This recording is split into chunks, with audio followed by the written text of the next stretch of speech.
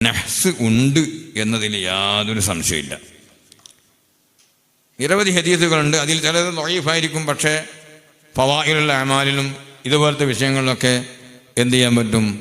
ദഈഫ് കൊണ്ട് അമൽ ചെയ്യാമെന്ന് പണ്ഡിതന്മാർ വ്യക്തമാക്കിയിട്ടുണ്ട്. മാസത്തിൽ ചില പ്രത്യേക ദിവസങ്ങളെ നബി സല്ലല്ലാഹു അലൈഹി വസല്ലം തങ്ങൾ ഈ ഹിജാമ ചെയ്യാൻ വേണ്ടി പ്രത്യേകം തിരഞ്ഞെടുത്ത് പറഞ്ഞു. ഹയാത്തുൽ ഹയവാൻ ഇമാം ദമീരി റഹ്മത്തുള്ളാഹി അലൈഹി തങ്ങൾ ഒരു ഹദീസ് ഉദ്ധരിച്ചിട്ടുണ്ട്. അതിൽ കൊല്ലത്തിൽ വർഷത്തിൽ ഏകദേശം 10-12 ദിവസം അത് മനുഷ്യൻ്റെ മാനം കെടുത്തിക്കളയും, മുതൽ പോക്കിക്കളയും എന്നൊക്കെ പറഞ്ഞിട്ട് പറഞ്ഞിട്ടുണ്ട്. അങ്ങനെ എല്ലാം കൂടി നോക്കുന്ന സമയത്ത് അങ്ങനെ ഒരു സംഗതി ഉണ്ട്. പക്ഷേ ഒരു മുഅ്മിനായ മനുഷ്യൻ അള്ളാഹുവിൽ തവക്കുൽ ചെയ്യുന്നവനാണ്.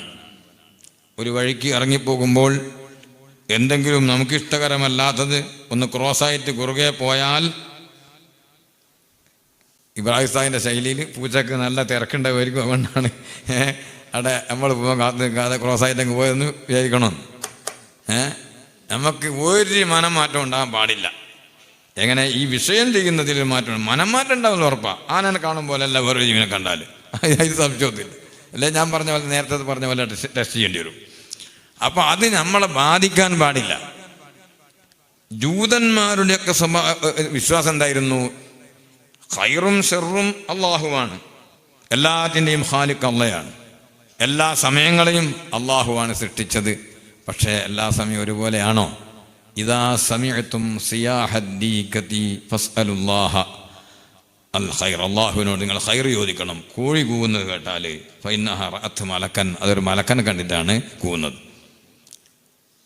കോഴി കൂവുന്ന അതേ ശബ്ദമായി. ഇപ്പം കോഴിയൊക്കെ കിട്ടൂല, അങ്ങനത്തെ നല്ല കൂവുന്ന കോഴികളില്ലേ ഇപ്പോൾ? അത് കാലത്തിൻ്റെ ഇത് ഇല്ല. എന്ത് രസമുണ്ടാകും നല്ല കോഴികൾ കൂവുന്നതൊക്കെ. നല്ല ഭംഗിയിൽ പടം ഇങ്ങനെ അടിക്കുകയും ചെയ്തിട്ടായി നല്ല റാഹത്തായി. ഇല്ല വെക്കാനില്ല, കുമിളില്ല, കൂണില്ല. തലേദിവസം രാത്രി കുടു ചെറിയ ഇടിയെടുക്കും. രാവിലെ വളപ്പ് പോയൊക്കെ നല്ല കുമിലുണ്ടാകും, ഇങ്ങനെ പൊന്തിക്ക്. എന്ത് രസം ഉണ്ടാകുന്നത് കൂട്ടുമ്പോഴൊക്കെ. ഇപ്പം കിട്ടുന്നുണ്ടോ? ഇപ്പം കൃഷി ചെയ്യുന്നുണ്ട്, പല സ്ഥലം കിട്ടും. ഇപ്പം കാശ്മീരിൽ പോയപ്പോൾ നല്ലോണം കുമിലിൻ്റെ കറി കുടിക്കും. അവിടെ കൂണ് വരുന്നുണ്ട്. അപ്പോൾ അങ്ങനെ പല സാധനങ്ങളും ഇല്ല. അതേ സമയത്ത് ഇതാ സമയത്തും നഹീകൽ ഹിമാരി ഫസ്തഈദു ബില്ലാഹി മിനശ് ശൈത്വാൻ.